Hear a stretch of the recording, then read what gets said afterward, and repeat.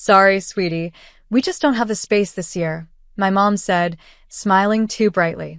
Besides, it'll be awkward with everyone else here. Hi everyone, my name is Lauren Pierce. I'm 27, and that was the moment my own family uninvited me from Thanksgiving, like I was an unwanted plus one in a life I helped hold together. My brother Jason snickered from behind her. Yeah, Lauren, it's family only this time. I am family, I said softly. Not tonight, Mom replied, already turning away. They laughed, all of them. It was supposed to be lighthearted, a joke. But no one said just kidding. I stood there for a long second, heart pounding. My hands still smelled like the pumpkin pie I'd spent hours baking. I finally said, "All right then," and left quietly. The drive home was silent. Not sad, just cold. Because what they didn't know was that the only reason their big, beautiful house stayed warm through winter was me. Last year, when Dad lost his job, I'd secretly covered their heating costs, nearly $8,000 prepaid through the company I worked for. So as I sat in my apartment, watching the snow fall, I logged into the account, hovered over one button, and smiled. Cancel service. This year, they'd finally feel the chill they gave me. The next morning, my phone started buzzing before sunrise. First a missed call from Mom, then another, then a text from Jason. Lauren, did you cancel something? The house is freezing. The system won't turn on. I sipped my coffee, the steam warming my hands, and smiled to myself. They'd never called this early before, not for birthdays, not even after I moved out. A minute later, Mom called again. This time, I answered. Lauren, the heat's out. The whole house is like an icebox. It's below freezing, and your father's losing it. Did you pay the heating company last month? I let her panic wash over me for a beat before replying. You mean your heating company? No, Mom.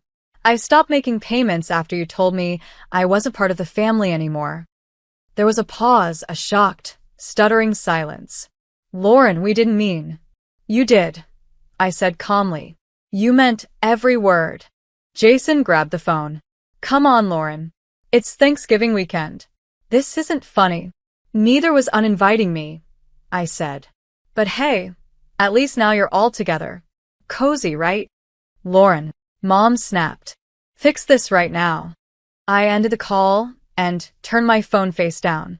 For once, they could figure it out themselves, without the daughter they treated like background noise. And somehow, that silence felt warmer than any house I'd ever been in. By noon, my phone had 27 missed calls. Mom. Dad. Jason. Even Aunt Carol, the one who'd laughed the loudest when they told me I wasn't invited. Every voicemail sounded the same. Frantic, cold, desperate. Lauren, honey, please call us. The pipes are freezing. Your father's trying to light the fireplace. It's not enough. I didn't answer. I just kept cleaning my apartment, humming along to Christmas music, enjoying the warmth I paid for myself. Then, around 3, another text came in from Mom. Lauren, please. We're sorry. Come over. We'll make space. That one made me stop. Not because I wanted the invitation, but because it wasn't an apology. It was desperation dressed as kindness. I typed back slowly. I appreciate the offer, but I already made plans. She replied instantly. Plans? With who? Myself. I wrote. And central heating. 5 minutes later, my brother called again, this time on FaceTime. I picked up just long enough to see them all huddled in blankets, visible breath fogging the air. Jason's voice cracked. You made your point, okay? I tilted my head. No, Jason. I made your house my point. And with that, I hung up, took another sip of cocoa, and let the irony settle. They wanted me out of their lives, and now, even warmth refused to stay with them. That night, as snow coated the neighborhood, another call came through, this time from Dad. I almost didn't answer, but curiosity won. Lauren, he said immediately, breathless. Listen, your mother's, she's upset. We shouldn't have. Uninvited me? I offered. Laughed when you did? He sighed heavily. It was a joke gone too far. You're still family. Now, can you just fix the heat? There it was, the real reason for the call. Not regret. Not love. Just convenience. You know, Dad, I said softly, for people who didn't want me at dinner, you sure need me a lot when things break. This isn't the time for attitude, he barked. We're freezing in here. I smiled faintly. Maybe that's what it takes to feel what I've felt for years. He went silent. I could hear Mom whispering in the background. Is she doing it? Then he lowered his voice. We'll talk about this later. Just call the company. I leaned back in my chair. Oh, I already did. You did? Yes, I said. To transfer the service to your name, you'll have to pay the balance up front before they reconnect it. His voice cracked. Lauren. I ended the call before he could finish. They always said I was too emotional, too sensitive. Turns out I was just too forgiving until now. The next morning, the calls stopped. No texts. No voicemails. Just silence. It was almost unsettling. Almost. I figured they'd either swallowed their pride or found someone else to blame. Probably both. Then, around 10 a.m., a knock came at my door. I wasn't expecting anyone. When I opened it, there stood my brother, Jason, bundled up in 3 coats, his nose red, hands shaking from the cold. He tried to smile.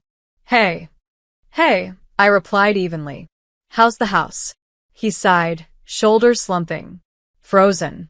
Pipes burst last night. Mom's losing it. Dad's furious. I'm shocked, I said dryly. Truly. He looked at me then really looked. You're enjoying this, aren't you? I hesitated. No, Jason. I'm not enjoying it. I'm remembering it. He frowned. Remembering what? All the years I fixed things, paid bills, covered your mistakes, and got called dramatic for asking for respect. He was quiet for a long time. Mom wants you to come home. I smiled faintly. Home stopped being home when it stopped being kind. He winced. So, you're not coming? I shook my head. Not until I'm invited because they want me there, not because they need me there. Jason nodded slowly, ashamed. You really changed. No, I said softly, closing the door. I just finally thawed out. Days passed. The cold didn't let up, outside or inside their house. Word spread quickly in our small town. The Pierce's furnace failure had become neighborhood gossip. My mom, who loved hosting, now avoided everyone's eyes at the store. My dad, once the loudest man at any gathering, hadn't been seen since the heating company's truck pulled away after refusing service without payment. I didn't feel guilty. I felt balanced. Until Aunt Carol showed up at my apartment. She stood there holding a grocery bag, cheeks flushed from the wind. They're struggling, Lauren. Your mother's sleeping in the living room with a space heater. She has a heater, I said. She just doesn't have heat. Aunt Carol sighed. You made your point. Isn't that enough? Would it have been enough? I asked quietly. If it were me shivering alone after they threw me out of Thanksgiving? She opened her mouth to answer, then closed it. No one ever did when I asked that question. That night, I sat by my window, watching the snow fall again.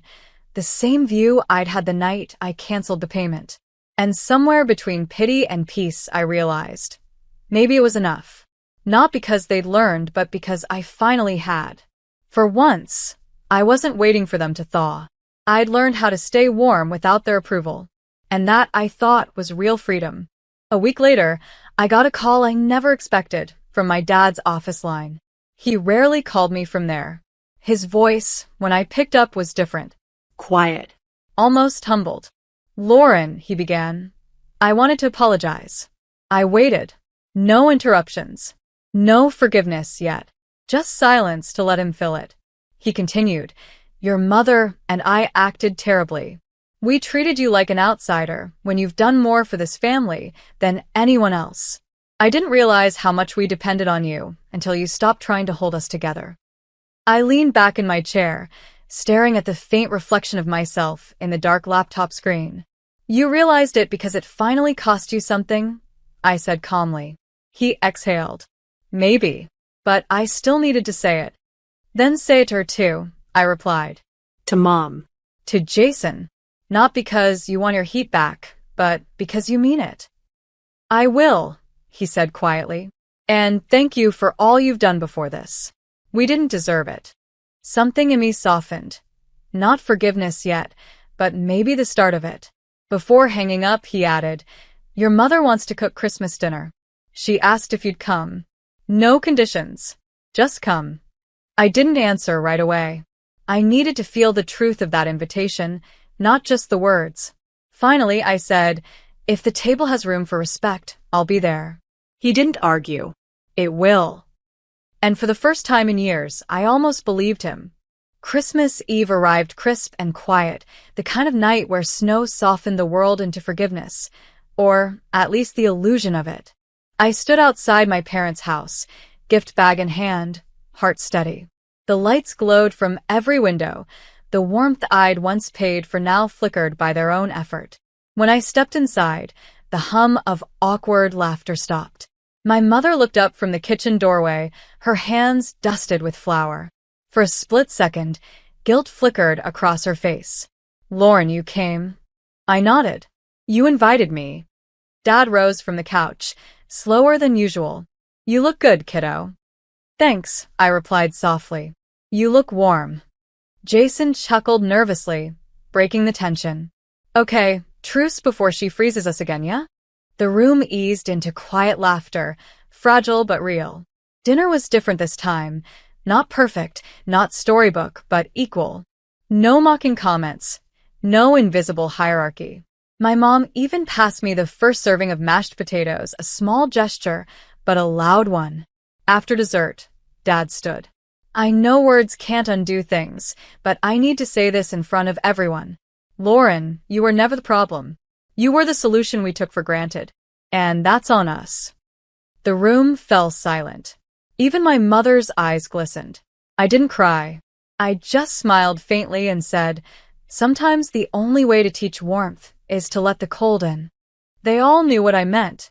Later, as I walked to my car, the snow crunched under my boots, the same sound from that lonely Thanksgiving night. Only this time, it didn't echo, because I wasn't walking away from family anymore. I was walking towards self-respect, and that felt like home.